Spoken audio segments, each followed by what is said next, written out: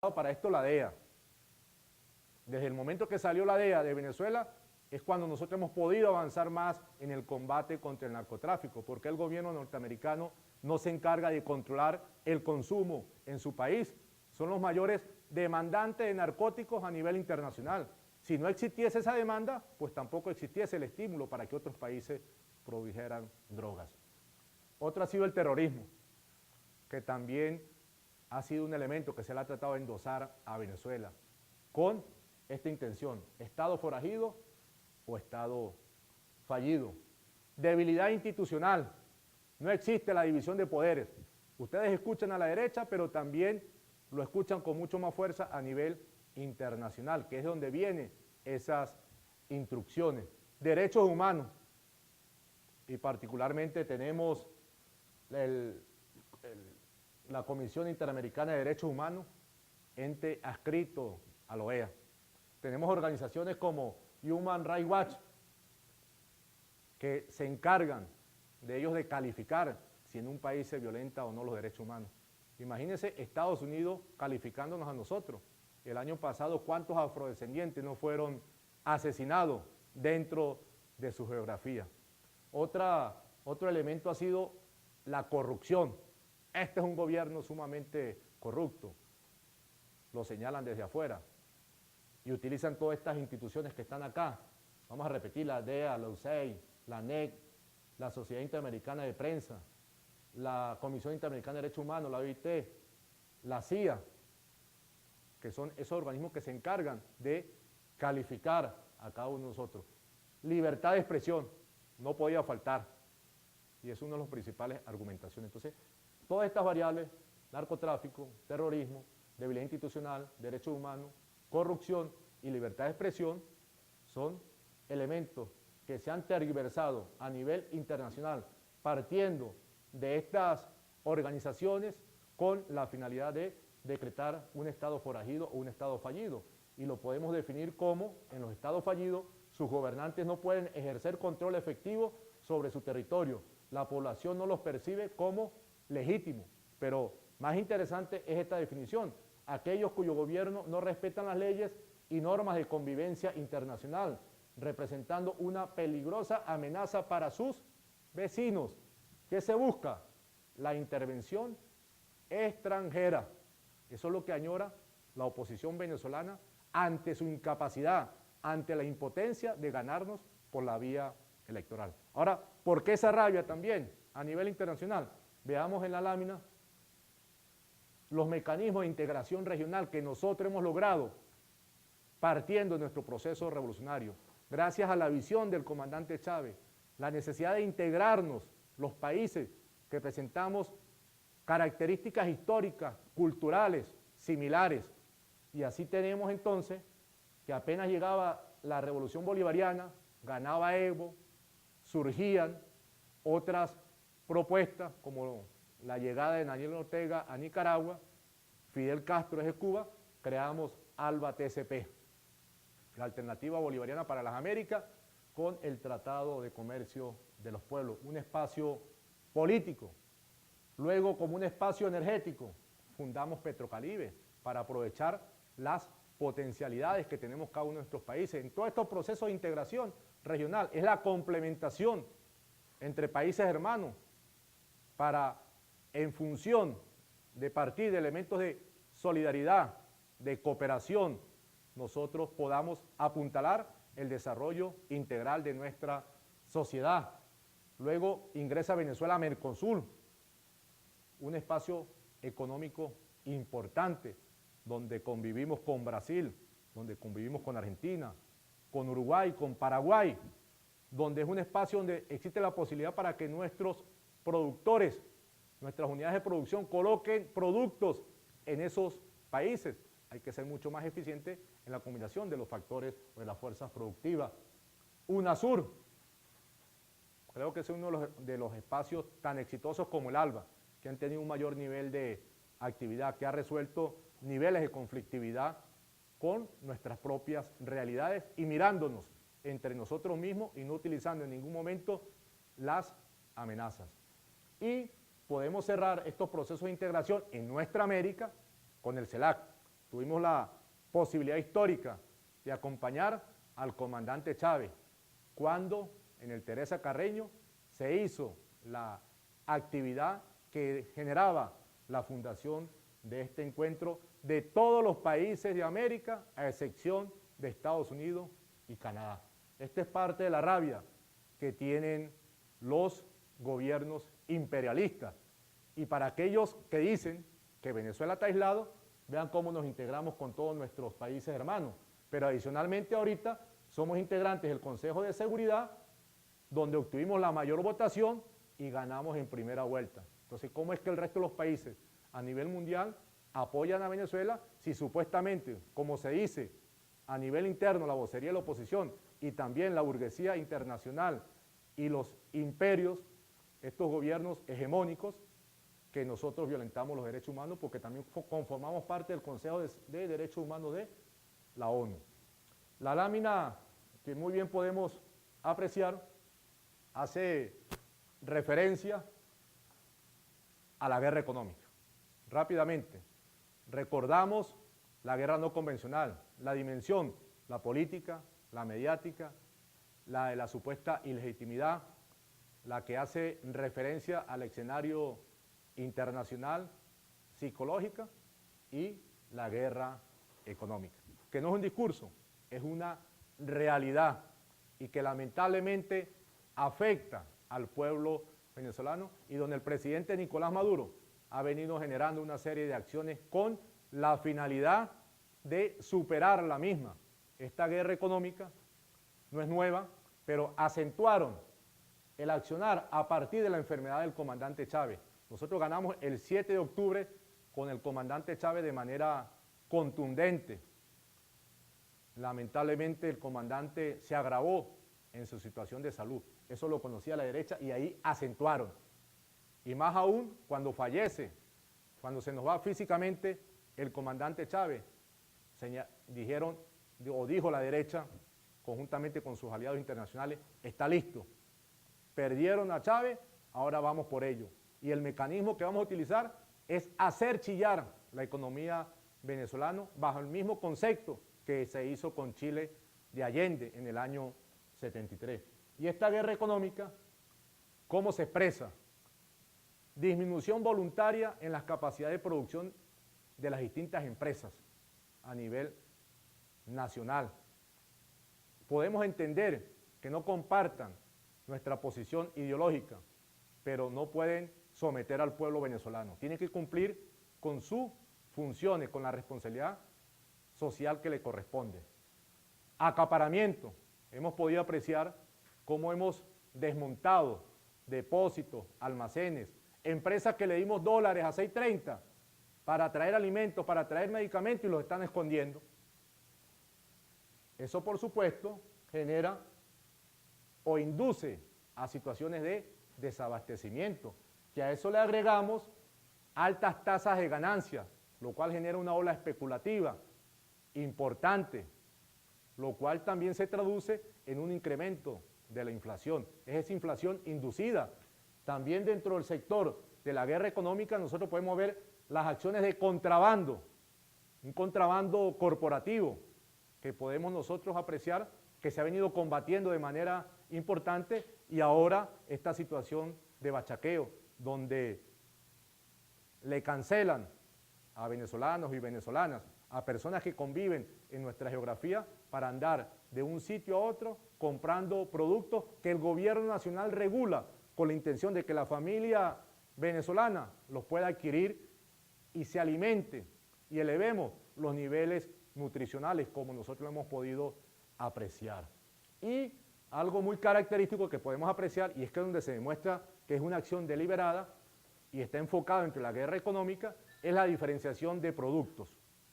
Es decir, nosotros, o sencillamente el empresario, la unidad de producción no te fabrica el bien o el producto regulado, sino que le agrega algún aditivo, algún compuesto particular que lo diferencia del regulado y de esa manera lo saca de ese precio y lo vende más caro. El ejemplo más clásico es el arroz. Tenemos el arroz regulado y tenemos el arroz el parboil. Entonces sí conseguimos parboil, pero no conseguimos arroz regulado. A veces escasea la harina de maíz, pero resulta que la cerveza nunca falta. Entonces son elementos comparativos, es la diferenciación de productos. Todas estas acciones, disminución de la capacidad de producción, acaparamiento, desabastecimiento, contrabando, especulación y diferenciación del producto, se hace sobre lo que nosotros llamamos la economía real, la producción y distribución de bienes, que lamentablemente existen estructuras oligopólicas que en su mayoría están inmersos en toda la cadena de producción. La misma producción, la distribución, tanto a mayor como a menores niveles. ¿Qué son estructuras oligopólicas? Son agrupaciones de empresas que han crecido o crecieron bajo la protección de los gobiernos de la Cuarta República y que tienen una posición de dominio dentro de la economía nacional. No es posible que algunas de estas estructuras oligopólicas, por ejemplo, nos dominen más del 60% de la distribución de alimentos en el país. Esto nos conlleva necesariamente a revisar el modelo económico que está en vías de superación y que precisamente todas estas confrontaciones es producto de esa transición que tenemos que seguir impulsando. Pero no es solamente en la economía real, es en la economía del mercado de capitales, todo esto que nosotros conocemos como los bonos, que son instrumentos que emite el gobierno nacional con la finalidad de conseguir recursos para financiar proyectos nacionales, sociales, productivos. Vemos cómo una vez superada la guarimba en el año 2014, surgen voceros de la oposición y lamentablemente nacidos en este país para decir que Venezuela no iba a pagar la deuda. ¿Cuál era su intención? Que los bonos bajaran de precio y de esa manera, por un lado, no obtener recursos y por otro, que los mismos se expresaran en su mínima expresión para ser capturados por los denominados fondos buitre. Y para esto utilizan las calificadoras de riesgo, esas mismas calificadoras que son instrumentos que crearon las grandes transnacionales. Nosotros cancelamos la deuda, cancelamos el servicio de los bonos soberanos, cancelamos lo correspondiente a los bonos de PDVSA y resulta que estas calificadoras que nos descendieron en su ranking no nos han restablecido en la situación que todos nosotros nos corresponde. Y otra área ha sido el mercado cambiario, con el denominado dólar negro, el dólar guarimbero, ese dólar que no te atiende más del 5% de la demanda que existe en nuestra economía nacional, pero que sí genera un efecto distorsionador al momento de la fijación de precios, porque se utiliza como un patrón referencial. En la actualidad, el gobierno nacional estableció un nuevo sistema cambiario, el SECOE a 6.30, el sistema complementario de administración de divisas que va a partir de 12 bolívares bajo un mecanismo de subasta y el sistema marginal de divisas que va a ser de la libre fluctuación entre lo que están dispuestos a ofrecer y lo que están dispuestos a adquirir a ese precio. En el SECOE y el SICAC se van a generar las divisas necesarias para el funcionamiento de la economía real, para producir los bienes, los productos que necesita la economía nacional, no para la especulación. Esto es importante que nosotros lo podamos destacar. Y dentro de ese concepto, a través del 630, se va a establecer en un 70%. Entonces, la guerra económica se expresa en la economía real por todas estas acciones señaladas, disminución de la producción, acaparamiento, desabastecimiento, contrabando, especulación y diferenciación de productos. Y le agregamos el mercado de capitales y le agregamos también lo que tiene que ver con el mercado cambiario. Esto genera, por supuesto, un desequilibrio en la economía nacional, nos produce inflación y por eso hemos señalado que es una inflación inducida. Más adelante vamos a ver cuál ha sido el comportamiento de la inflación en los últimos 30 años en la economía nacional. Eso nos genera escasez en determinados productos, que no es nada nuevo. Cada vez que nosotros vamos a procesos electorales, siempre podíamos apreciar que faltaba un determinado producto, o era leche, o era azúcar, o era mayonesa, o era mantequilla. Ahora no, ahora se vinieron con todo su arsenal para someter al pueblo venezolano. La lámina que a continuación nosotros podemos apreciar, y quiero que veamos estos números muy rápidamente, no con la intención de que nos quedemos en cada uno de ellos, pero sí queremos destacar que la inflación, como lo ha querido hacer ver la derecha, no es un fenómeno estrictamente de la revolución bolivariana. Precisamente en la Revolución Bolivariana nosotros hemos tenido menores niveles de inflación y en esta gráfica lo podemos apreciar. Aquí estamos partiendo de una valoración en el año 89. En el año 89, cuando se aplicó el paquete neoliberal de Carlos Andrés Pérez, cuando se vio el Caracazo, la inflación estuvo por encima del 80%. Luego tuvo un descenso, tuvo un pico nuevamente en el año 96, 103,7%. 103,7%. Esto fue cuando se aplicó la denominada Agenda Venezuela, que le impulsó Rafael Caldera, pero que su ejecutor fue Teodoro Pekov, el que también vendió las prestaciones sociales de los trabajadores. Y hoy podemos ver cómo a través de su pasquín señala, ataca al gobierno nacional. Y aquí comienza la Revolución Bolivariana, en este espacio.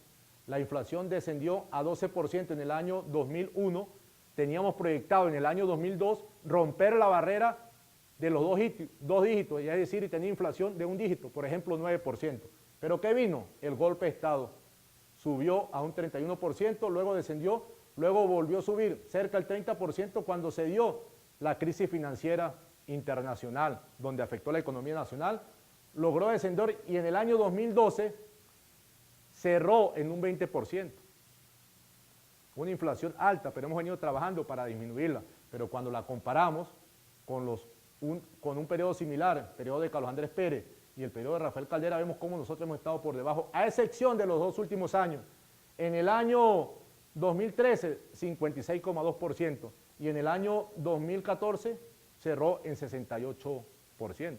¿Producto de qué? De todo ese ataque, de toda esa guerra económica. Y aquí lo podemos nosotros demostrar con números.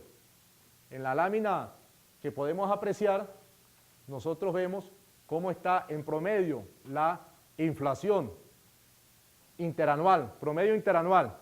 Carlos Andrés Pérez, 45,3%, esto fue el promedio de su periodo. Rafael Caldera, 59,6%. La Revolución Bolivariana, a pesar de la guerra económica de los dos últimos años, 26,7%. Entonces, el tema de la inflación es un tema estructural de la economía venezolana. Establezcamos los elementos comparativos. Por eso es necesario recordar la historia, revisar para efecto de que nosotros podamos establecer los elementos comparativos necesarios. La lámina que a continuación nosotros podemos apreciar tiene que ver con la inversión social, porque la economía tiene que estar al servicio del hombre, de la mujer, no de las variables macroeconómicas que son necesarias, que las tengamos sanas, es decir, la inflación, el Producto Interno Bruto, los niveles o las tasas de empleo, pero también veamos la orientación de los recursos. Aquí nosotros podemos ver cómo o cuál fue la relación, la relación de la inversión social en función de los ingresos públicos. En el periodo 1984-1998 fue un 36,2%. Ingresaron aproximadamente 222.652.000 millones de dólares y de eso se invirtieron en el área social 80.608, un 36,2%. Y en el periodo 1999-2013, la relación o el porcentaje es 64,1%, que resulta dividir de los 972.565 millones de dólares sobre los 623.508 millones de dólares. Eso nos da un 64,1%, la inversión social en relación a los ingresos. Esto nos da una diferencia de 27,9%. Ahora, ¿cuál es esa inversión social? Esa inversión social está expresada en la misión Robinson, más de 1.500.000 alfabetizados. La misión Riva, más de 800.000 nuevos bachilleres. La misión Sucre, donde nosotros hemos podido lograr ubicarnos como la quinta matrícula porcentualmente a nivel universitario en todo el escenario internacional. Pasamos de 750.000 estudiantes a 2.500.000. Todos tienen la posibilidad de estudiar a nivel universitario, eso se ha municipalizado. ¿Cuántas casas no hemos nosotros podido construir? Todo el sistema de seguridad alimentario, Mercal, PDVSA,